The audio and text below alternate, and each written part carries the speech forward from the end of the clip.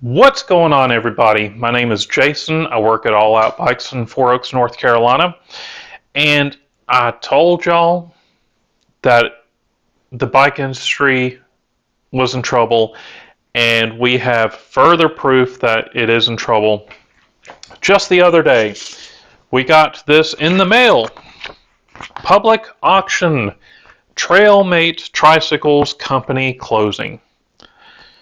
I have to say that this is extremely disappointing because Trailmate was kind of our go-to company whenever it came to special needs customers, some of the elderly customers that wanted a great product and they didn't mind spending a little bit more. Now, we sell Sun trikes, and Sun makes a great product, but they're a little bit cheaper, and they do ride great.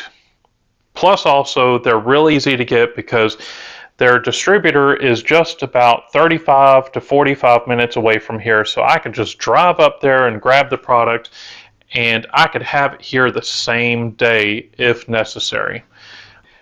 Now, what I loved about Trailmate was they were actually making these in the US, in Florida.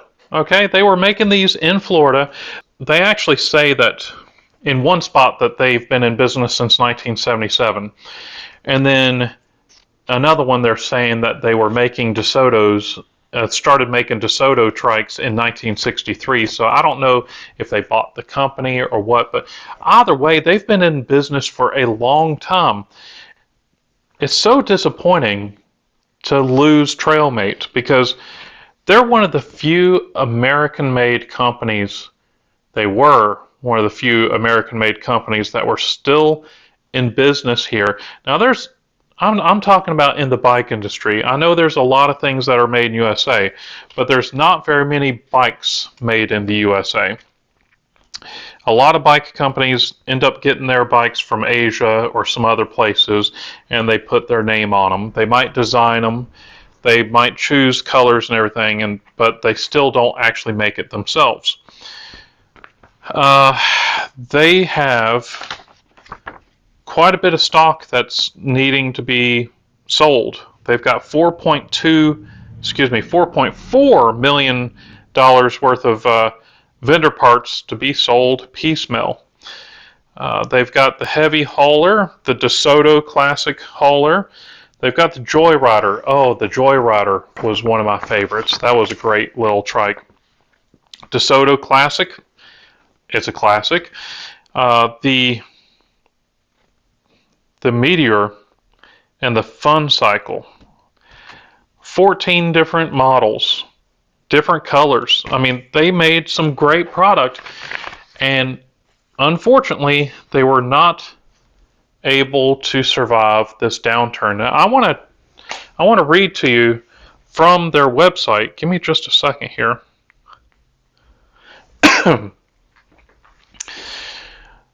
I went onto their website to see what was going on. First, I tried calling Trailmate. Their number has already been given to somebody else. Their website is still open, but it's still open because they're trying to direct you to the auction site. But it says, Trailmate says goodbye. Hello from Trailmate. I really think it should be saying goodbye from Trailmate. After 47 years, 61 years for the DeSoto, Trailmate sadly has to say goodbye. We weathered the production and global supply chain issues of COVID, but we won't make it through this downturn in the bike industry. Trailmate auction site. Trailmate has been creating great tricycles since 1977, and though I have only been in the handlebars since 2021, I've loved every bit of it. I guess this is somebody that works there. Our customers are the best. It's been gratifying to see how our products get used around the country and how long they last. While we will not be around to supply parts, many of our dealers will still have necessary parts on hand. It's been great servicing you all, and I'm truly sorry for any inconvenience this may cause you. Gratefully, Josh. Josh Bryan, Chief Tricyclist, Trailmate Tricycles. Well, Josh, we will miss y'all. I will certainly miss y'all because TrailMate was our go-to for special needs customers or some of the elderly customers. Great product, rode great. They were, lighter than a lot of the competition. Now, talking about competition, we still have Worksman. Okay, Worksman is a great product. They are super well made. They are overbuilt. And I think they're more overbuilt than TrailMate. But that's why TrailMate was my go-to, because the Worksmans are so heavy. The TrailMate was a good combination of durability and lightness. Okay, they did cut the fat on some of their products where they were still super sturdy, but since they were several pounds lighter, they were easier to ride.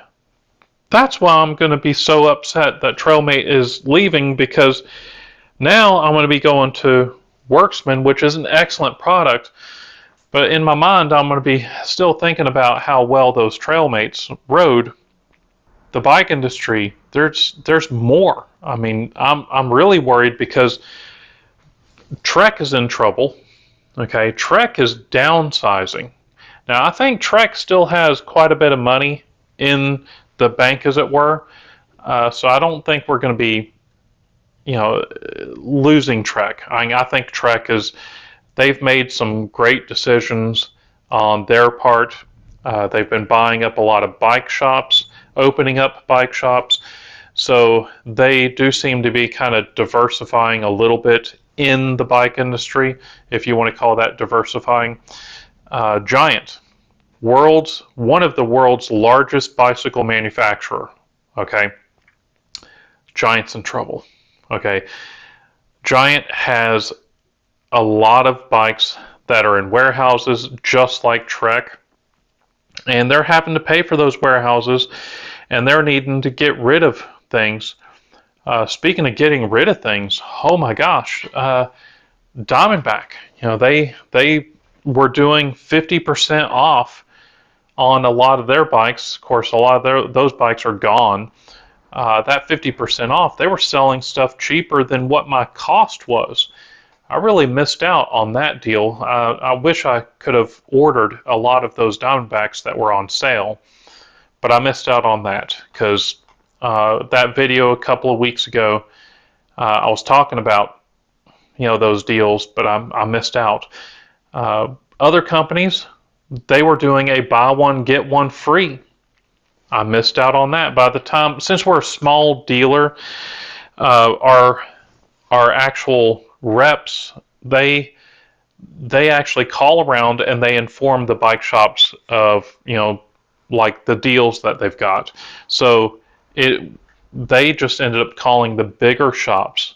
And of course, the big shops with the deep pockets, they bought a lot of the stock. And by the time the rep got to me, I had already missed out on those deals. But that's the way it goes. Raleigh was going through a lot of trouble, and they ended up getting sold. And now their home office is in Kenya. And I've tried to email Raleigh, and they're not doing so good, because whoever bought Raleigh bought them at the worst time when the bike industry was about to go into a free dive. Because if you try to email Raleigh, I've tried to email them several times. They have not responded to my emails. And if you look at their website is so convoluted that you can't really navigate their website. And whenever you look at their bikes on there, they are no different than Walmart bikes with the Raleigh name on there. So Raleigh has really fallen from grace, and they're not doing well at all. Now, all I can hope is that we're through the worst of it, but I don't think we are, because there's too many things going against us right now. We're right in the middle of a presidential election. So from our books, every time there's a presidential election, it always slows down, okay? And I was working at other bike shops, and the owners of the bike shops always said the same thing, that when a presidential election year comes around, business always slows down. So we've got several things that are working against us. We've got the whole COVID thing where the bike companies over-ordered and flooded the market with a bunch of bikes. And now that people have gone back to work, they're not riding like they used to. Heck, they're selling their used bikes that have only been ridden a few times. And it's flooding the market with used bikes that are in great shape. Fewer people are riding. The election year. So basically, and don't hold me to this because I'm not an economist or anything like that, but whenever it comes to the U.S., bicycles are not considered a legitimate form of transportation. It's a luxury item. And whenever it comes to luxury items, when the economy isn't doing as good, people stop spending money on luxury items. And bicycles are considered in the U.S. as more of a luxury item. And we have seen far fewer customers coming in the door. Now, the customers that are coming in the door, they are spending money.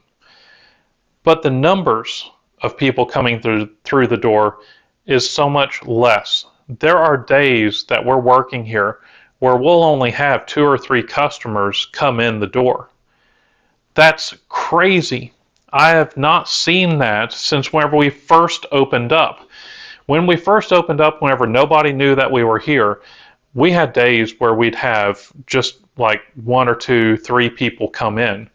Well, that's what's going on now. Now, thankfully, the 1 or 2 people that are coming in, they are spending that money, and it does help out. But it's still very disturbing what's going on right now. So I do believe that we are going into a recession because luxury items, that's the first thing that people stop spending money on. And there's just too many clues that are kind of pointing that we are in a recession or we're going straight into a recession. But anyway, enough of that. Now, if you enjoyed this video, please leave me a big thumbs up. If you're not subscribed, please subscribe because it really helps out the channel. Don't forget to tell your friends. Check out some of the other videos on the corner of the screen. Don't forget to subscribe, and I'll see you next time. Thanks.